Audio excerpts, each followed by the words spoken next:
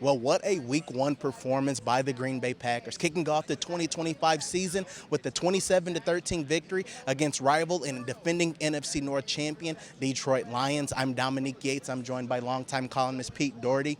Pete, I mean, there's so many ways you can kind of start this off and kick this off, but quite frankly, I don't even know if the score really indicated how dominant the Packers were in this performance. You know, what do you make about the way that they took care of business in Week 1 against a team that they had lost 5 of the last 6 in? You know, they got up early last year, both games against them. They fell behind early, and the second time they came back and at least had a lead in the second quarter, I think. Still ended up losing. But they jumped on the Lions early. And then their defense just played a really good game, and Micah Parsons was definitely a part of that. It's not like he dominated and was, just killing out there, but he attracted a lot of attention, got some pressures, got a sack late, and the rest of the defense played really well. And to hold that team, I mean, basically they held them to 6 points, gave up a garbage touchdown in the last, 3 minutes or whatever. So that, it was a dominating performance. You hold that team, I think that the Lions had to have been the leading scoring team in the league last year. I'm almost positive they were. And to hold them to 6 points for, 57 minutes, that's pretty good football. It's just like if they had lost, it's early. You have to build momentum over the season. But there's the pragmatic implications of this are really big.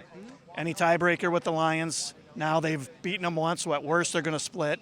It's a division win. It's an NFC win for tiebreakers. So, all in all, for an opener, pretty big stuff. Yeah. As far as the offense, I wasn't really sure what to expect from the offense because they had a lot of receivers that were hurt in camp. Jordan Love had the thumb procedure during camp as well. So I wasn't really sure what to expect from them, but for the most part, the offense was in a really good rhythm. Jordan Love, you could say he was in his bag. Receivers caught the ball. And in the second half, you could say those run holes kind of opened up for Josh Jacobs. So you got to say Week 1, for the defense to score 27 points on a team that had some injuries defensively, you could say they took advantage and did what they were supposed to. Yeah, and Love looked sharp early. That touchdown pass to Kraft, that was a tight window throw, good throw, really good catch also. They did not run the ball well, and so I wonder if, that's going to be a big part of the offense before the season's done, and so that's one area where you would think there'll be some emphasis. Now, Zach Tom and Aaron Banks both have injuries. Banks hurt his ankle, Tom his hip, and it's a really quick turnaround. They got to play Thursday. Be really interesting to see if one or both of those guys has to miss this game. They do have Jordan Morgan, who played a lot. He rotated at right guard. But if both of those guys can't play, then you're starting to get deeper into their depth, and it gets a little tougher.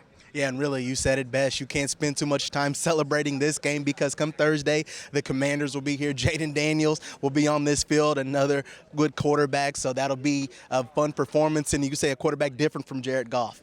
So he's going to move around. So it's going to be an interesting game Thursday. But most importantly for the Packers in the NFC North, taking care of business with that first win, 1-0 on the season, winning 27-13 against the Lions. For Pete Dougherty, I'm Dominique Yates.